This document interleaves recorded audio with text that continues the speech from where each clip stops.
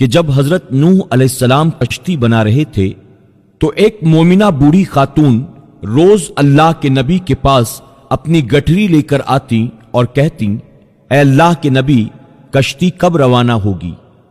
حضرت نوح علیہ السلام فرماتے، ابھی دیر ہے۔ وہ عورت شام تک بیٹھی رہتی اور پھر اٹھ کر چلی جاتی اور اگلے دن پھر آ جاتی۔ ایک دن حضرت نوح علیہ السلام نے فرمایا کہ اے عورت، جب جانا ہوا تو تمہیں بتا دیا جائے گا۔ وہ عورت واپس چلی گئی اور انتظار کرنے لگی کہ کب نوح علیہ السلام بلائیں گے۔ اسی دوران عذاب آیا اور کشتی روانہ ہو گئی، لیکن حضرت نوح علیہ السلام نے اس عورت کو نہ بلایا۔ ظاہری طور پر نوح علیہ السلام کو اس کو بلانا بھلا دیا گیا۔ طوفان نے پوری دنیا میں ہر طرف تباہی مچا دی، اور جو بھی اس کشتی میں موجود تھا بس وہی زندہ رہا۔ جب طوفان تھم گیا تو ایک دن حضرت نوح علیہ السلام کے دل میں محبت اٹھی کہ شہر کو دیکھوں جہاں سے میں چلا تھا۔ جب وہاں آئے اور قریب جا کر دیکھا تو ایک جھوپڑی میں دیا جل رہا تھا۔ حضرت نوح علیہ السلام یہ دیکھ کر چونک گئے کہ روئے زمین پر کوئی ایسا گھر بھی ہے کہ اتنے عظیم طوفان کے بعد بھی جس میں چراغ جل رہا ہے۔ انہوں نے وہاں تکبیر بلند کی۔ وہ عورت سامان لے کر باہر آ گئی اور کہنے لگی، یا نبی اللہ، کیا کشتی تیار ہے؟ چلیں۔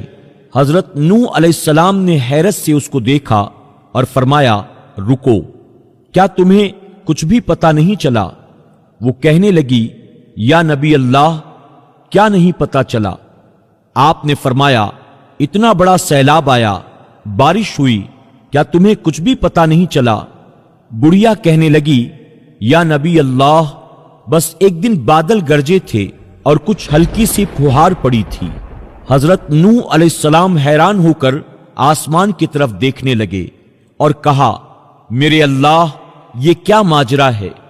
اللہ تعالیٰ نے حضرت نوح علیہ السلام پر وحی بھیجی کہ اے میرے پیارے نبی، اس عورت کے دل میں چونکہ تمہاری محبت تھی اور تم نے اسے پابند کر دیا تھا، اور چونکہ تمہارا اس سے وعدہ بھی تھا کہ نجات کی کشتی میں اسے لے جاؤ گے، تب جب کہ تم نے اپنا وہ وعدہ پورا نہیں کیا، لیکن اے نوح، میں تو تمہارے وعدے کا ذمہ دار تھا، اس لیے میں نے اس بڑھیا تک عذاب پہنچنے ہی نہیں دیا۔